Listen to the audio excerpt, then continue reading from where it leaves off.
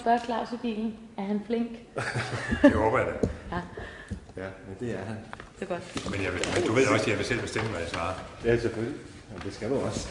Samtidig så må det hele jo til som, jamen vi vil gerne have det til at sige sådan og Det sådan. skal være dig, ja. Ja, det er det. For det skal passe ind i vores indslag. Ja, det er der ikke noget med. Og det er jo altså ikke mig, der har bedt om at komme i fjernsyn. Det er faktisk med stor tøven. Det ved du også fra i går. Ja, men Absolut så ikke. opdagede jeg jo så alligevel, at der var kommet en helt forstrid ud af dig.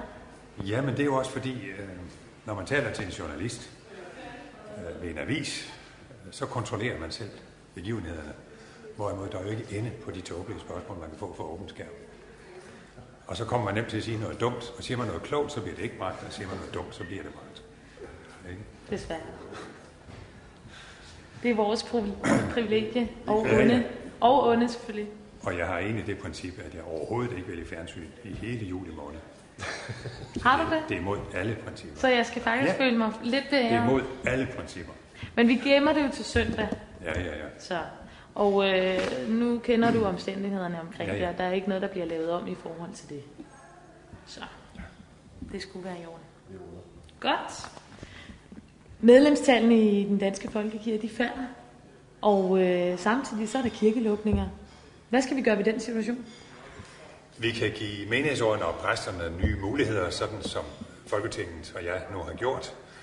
Og derefter kan vi give dem idéer til, hvordan de kan bruge de muligheder til at få mere kirke for pengene. Hvad er det for nogle konkrete muligheder? Sognene kan samarbejde om mange af de mere praktiske funktioner, og så kan de få flere penge til at arbejde med børn og unge, med musik, salmer osv., og i det hele taget være mere udfarende. Musik, salmer og så videre, altså få penge til det. Hvorfor ikke sørge for at booste liv i de kirker, der er, og få nogle flere folk ind i butikken, så at sige, i stedet for at lukke ned? Det var et alt for langt spørgsmål, og det vil jeg overhovedet ikke. Altså, Så spørger jeg bare man igen. kan spørge i øst og vest og syd og nord på samme tid. Og det... Du forstod ikke mit spørgsmål? Nej, det gør jeg. Det var alt for langt. Nå, men så skal jeg spørge igen. Hvorfor ikke booste liv i kirkerne, i stedet for at lukke ned? Jamen, det har jeg jo lige svaret på. Ikke? Jeg har svaret på, hvad jeg kan gøre. Ikke? Det er igen det der med, at du ikke vil finde dig i mit svar. Jo, det vil jeg gerne. Jeg har lige givet dig et meget udtømmende svar på, hvad ministerens og Folketingets rolle er, og at vi kan, og at der kommer idéer til, hvordan... Jamen, du har sådan set ikke svaret på, hvorfor man ikke propper noget liv i. Jeg synes egentlig, at jeg har sagt nok. Så kan du bare tage det første der. Altså, jeg er jo ikke pligtig at svare på dine spørgsmål. Og du vil gerne have mig ud i alt muligt plader, og det vil jeg ikke. Jeg er kirkeminister. Det er ikke mig, der skal skabe livet i kirken. Men jeg skal skabe nogle muligheder. Okay. Så jeg er ikke sikker på, at jeg overhovedet... Men du må godt prøve igen. Men altså, som jeg siger, du bestemmer, hvad du vil spørge om.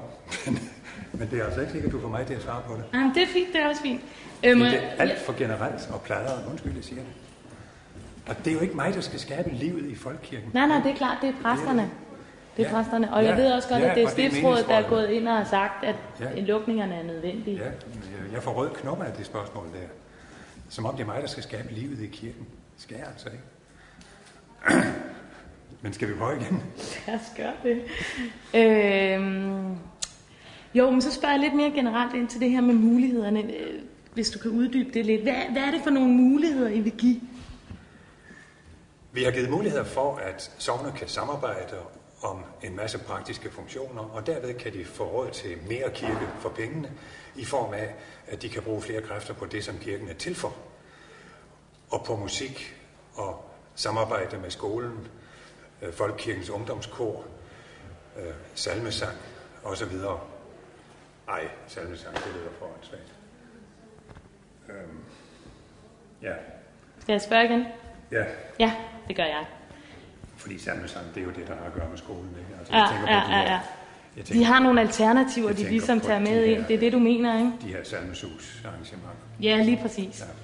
Det er faktisk også dem, jeg tænkte, du tænkte på. Men ja. Jeg spørger bare helt konkret. Ja. Hvilke konkrete muligheder kan man give folkekirkerne? Folketinget har nu... Ja, lad mig lige prøve igen. Yes. Hvilke konkrete muligheder? Nå, det var da godt. Bare tag den. Det er Balle. Ja, du. Jeg har ikke sind til at bruge min sommer på at snakke om politikken. Og, altså, ved du hvad? Jeg er i så godt humør, og jeg har sådan en dejlig ferie foran mig. Så, jeg har godt hørt, du presser på, men ærligt talt, livet er for kort. Altså, det bliver jo debat om debatten. Ikke? Og det har jeg ikke rigtig lyst til. Og jeg har hverken brug for at komme i fjernsyn eller i politikken. Jeg vil så gerne holde fri. Og jeg bliver bare i dårlig humør af det, fordi så begynder jeg at opbremse alle de gange, jeg er blevet dårligt behandlet i politikken. Og hvorfor skal man bruge tid på det? Jeg vil hellere se fremad.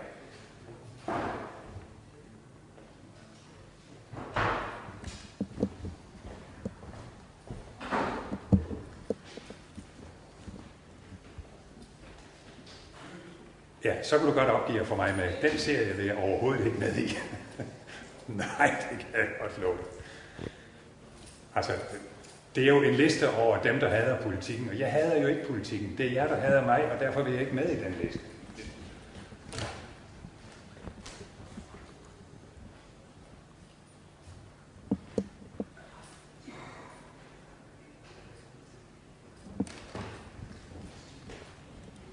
Ja, det synes jeg virkelig, I skulle. Jeg synes virkelig, I skulle se det af.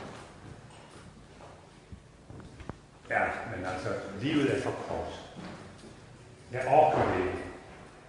Altså, det er jo bare fordi, jeg har en handicappet dreng, så jeg er nødt til at blive her i landet. Og det skal jo ikke få mig til at ødelægge sommerferien.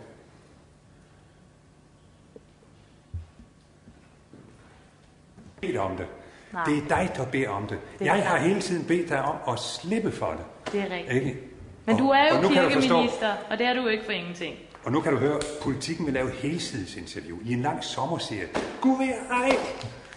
Jeg skal ikke i avisen, og jeg skal ikke i fjernsyn. Jeg vil skide på jeres agurkeproblemer. Jeres agurketidsproblemer, ikke? Det er jo det, I har agurketid. I kan ikke fylde det, og så skal vi andre her stå og stille op til ligegyldige ting. Åh, det er det nu ikke. Jo, det er. Der skal lidt... Indrøm det bare, du er i underholdningsbranchen, og jeg prøver bare at holde mig fri af underholdningsbranchen. Det kan... Og I burde simpelthen skære TV-aviserne ned til en femtedel af tiden. Eller også altså lige tage det fra præcis BBC, den her historie er jo ikke uinteressant på nogen måde. CNN. Det betyder rigtig meget for mange danskere, hvad der sker med folkekirken. Kan jeg ikke slippe for at komme i fjernsyn? Jeg gider ikke komme i fjernsyn. Kan du ikke se det? Jeg hader den dag, jeg gider ikke komme i fjernsyn. Kan du ikke se det? Og du har fået en sætning, kan du ikke bare bruge den? Jeg kan godt mærke på dig, du er lidt oprevet. Nej! Jeg bare kan du se, altså skal jeg hele dagen gå og snakke med den ene gratisavis efter den anden, om ikke de kan lave et interview? Det gider jeg ikke. Prøv lige at forestille dig mig, at du var mig. Jeg prøver at rydde mit bord. Jeg prøver at være seriøs minister. Og så skal jeg i underholdningsbranchen.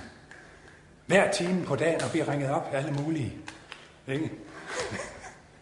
Det må du bare forstå. Jeg har ikke bedt om at komme i det her. Og det er derfor, jeg er jo ikke forpligtet til, selvom du gerne vil have noget andet.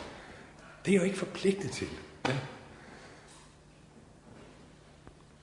Nej. Men du er kirkeminister. Jamen, det giver dig ingen forpligtelser til at stille op i sommerferien. Det gør det da ikke. Så... Og jeg skulle bare have fastholdt, altså, du ringede i går, og du ringede i dag, og nu har du fået noget, som jeg synes var udmærket, men vi kan godt prøve at tage det samme en gang til. Det kan vi godt. Men altså, alle mulige spørgsmål om, hvordan jeg så vil puste liv i kirken, og så videre. Det vil du godt op. Nå, det var heller ikke dig, der skulle puste liv i kirken. Jeg tror, du misforstod mit spørgsmål. Og det her, de næste 5 uger, der er det her det sidste interview. Det vil jeg bare sige. Det lover jeg at sige inde på redaktionen. Jamen, du kan mærke, hvordan det ødelægger mit gode humør. Ja, det kan jeg virkelig. Og skulle stå og deltage i underholdningsbranchen. Jeg var i fint humør, da jeg kom. Ja, det kan jeg godt mærke. Og så på grund af de lange, plejrede spørgsmål. Undskyld, jeg siger det. Jeg synes faktisk, det var et meget relevant spørgsmål, men lad det nu ligge. Det lange? Ja, det synes jeg. Jamen, det var jo så mange ting på én gang, ikke? Det er jo et meget relevant spørgsmål at spørge, hvorfor der ikke bliver pustet liv i kirkerne, i stedet for at lukke det. Jeg vil godt selv. Jamen, det er jo lige præcis det spørgsmål, jeg ikke vil have. Ja, men hvorfor et eller andet sted? Ja, men jeg er ikke forpligtet til overhovedet at